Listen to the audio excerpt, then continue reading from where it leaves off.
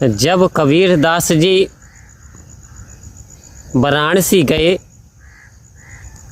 यानी काशी में जब गए, क्योंकि बनारस का नाम ही काशी रखा गया,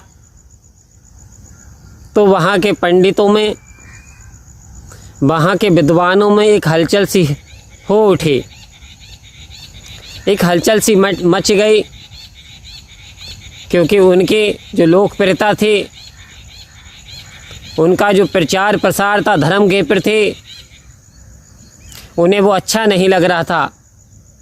लोग उनके प्रवचनों को सुनते थे, उनका अनुसरण करने लगे।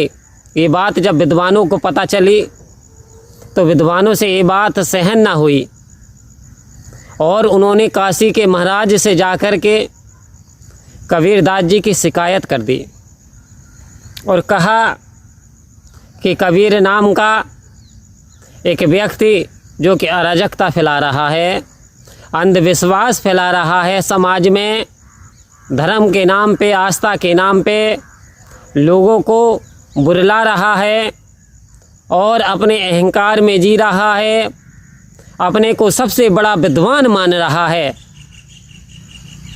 ऐसी शिकायत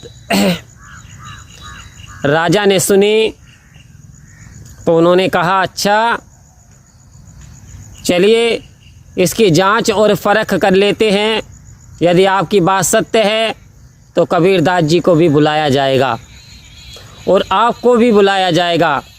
एक उचित समय राजा ने देख कर अनाउंसमेंट करवा दिया गया कि काशी के जितने भी विद्वान हैं वो फला फला तारीख में राजा के राजमहल में एक सुंदर गोष्ठी का आयोजन किया जा रहा है।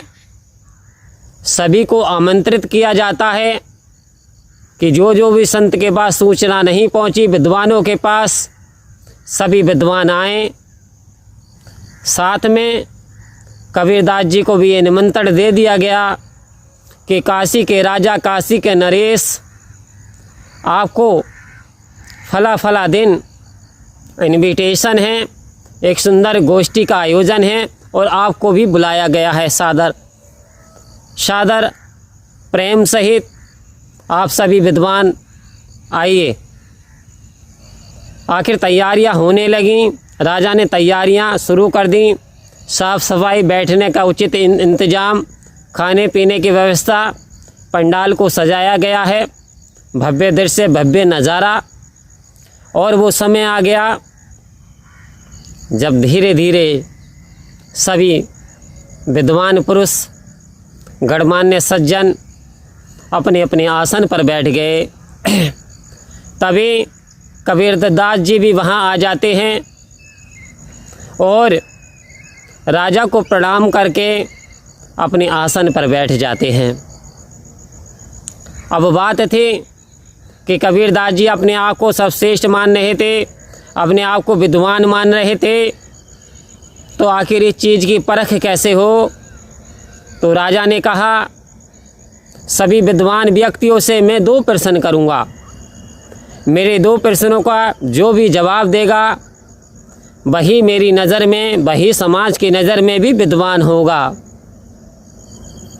सभी ने राजा की बात को ध्यानपूर्वक सुना और जैसे ही पहली पंक्ति की बात करें तो वहाँ के विद्वान पुरुष बैठे हुए थे।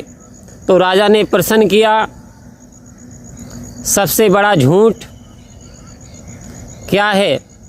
राजा ने पूछा, इस संसार में सबसे बड़ा झूठ क्या है? तब एक विद्वान उठ कर के खड़े हुए और उन्होंने कहा, राजन ये तो बड़ा आसान है। सबसे बड़ा झूठ तो ये जो कबीरदास है, ये जो बोल रहा है, ये सबसे बड़ा झूठ है। कागज़ कलम छुओ नहीं, कागज़ कलम तक नहीं छुआ, पढ़ा लिखा है नहीं, आखिर विद्वान कैसे हो गया? इसके तो चेलों ने रचनाएं रच दी, तो इससे बड़ा अनपढ़ कौन है और अपने आप को विद्वान कहलाता है, तो इससे बड़ा भी झूठ क्या है। अर्थात वो वहाँ से कबीरदास जी की बुराई पे बुराई करने लगे और उनका एक ही मकसद था कि कबीरदास जी को नीचा दिखाना। किसी भी तरीके से कबीरदास जी को नीचा दिखाना ही मेन पर्पज था। सो कबीरदास जी की वो डिसक्वालिटी गिनाने लगे, अब वो गुण गिनाने लगे।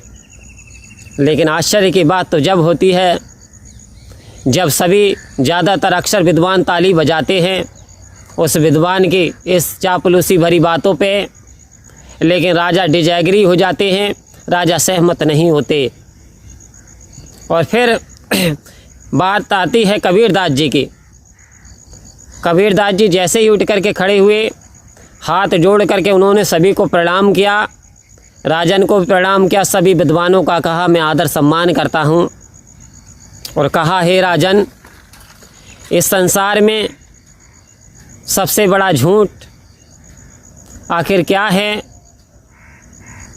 आखिर सबसे बड़ा झूठ, हे राजन, आए हैं सो जाएंगे, राजा रंग फ़कीर, एक सिंहासन चढ़ चला एक बंद करके जंजीर।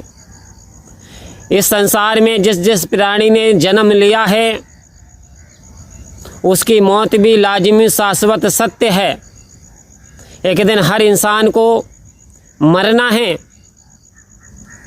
लेकिन मनुष्य की ये सोच कि परमात्मा का स्मरण नहीं कर पाता और अपने कामों में गलतान रहता है, पूरी उम्र गंवा देता है ये समझ करके कि उसे हजारों साल जीना है, उसे बहुत समय लंबी उम्र बितानी है, उसे मरना नहीं है।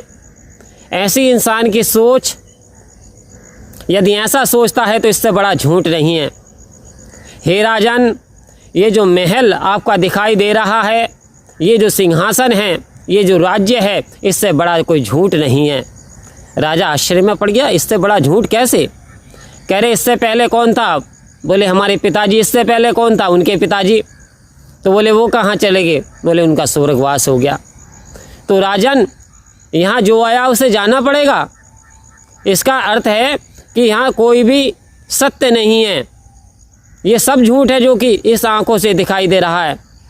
दृश्यमान जो सकल पसारा मिट जाएगा एक दिन, सब कुछ भी नहीं रहने वाला इस संसार में। कह रहे हैं ये जो आंखों से दिखाई देने वाला सकल पसारा, ये सब कुछ मिट जाएगा, एक दिन कुछ नहीं बचेगा राजन। ये सारा का सारा संसार ये झूठ है।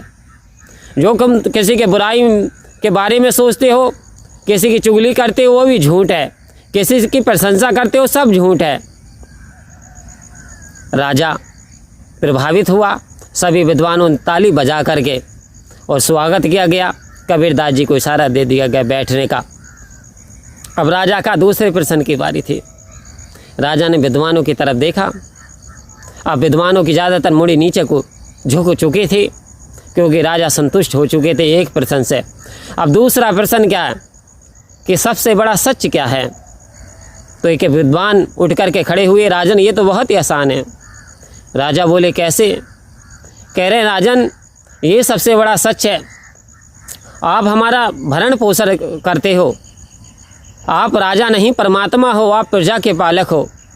आपकी दया दृष्टि से ही हमें खाने को मिलता है, प्रजा सुख शांति से रहती है। तो ये बड़ा सत्य है, आपकी शक्ति सत्य है, आपकी कुर्सी सत्य है, आपका राजमहल सत्य है। कहते अच्छा।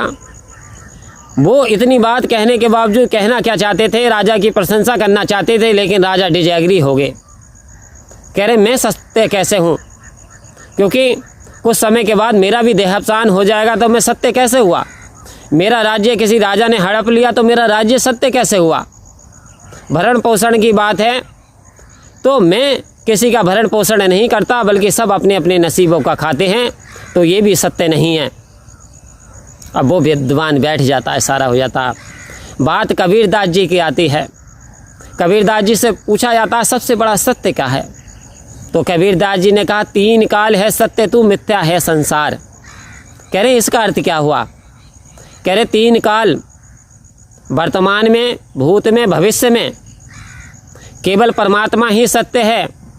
जब ये आदि अनादि से ये पृथ्वी ना थी, जब ये सूर्य चांद सितारे ना थे, जब कोई प्राकृतिक वस्तु ना थी, तब भी परमात्मा थे।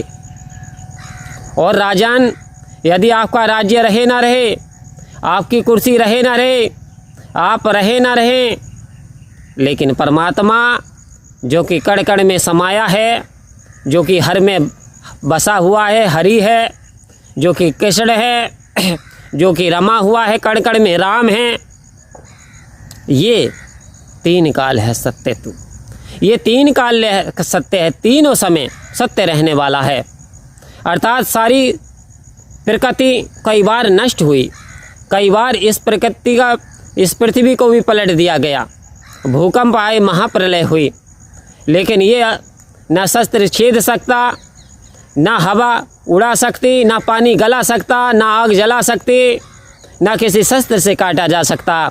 हे अर्जुन, मैं ये परमपिता परमात्मा, ना कोई दोष मुझे लगता है, मैं निर्विकार हूँ, निरंकार हूँ, मैं अजर हूँ, मैं अमर हूँ, मैं अविनाशी हूँ। जब सारा संसार मिट जाएगा तब भी मैं ही रहने वाला हूँ। तो वास्तव में सबसे बड़ा सत्य ये परमपिता परमात्मा है। राजा संतुष्ट हुए और सभी विद्वानों ने उनका स्वागत ताली बजा करके किया। राजा ने बहुत सारा सम्मान दिया और उन्हें विदा कर दिया। तो आओ संत महात्माओं, ये परमात्मा तीन काल शाश्वत सत्य रहने वाला है, इसलिए आधार हमेशा हम परमात्मा का लें।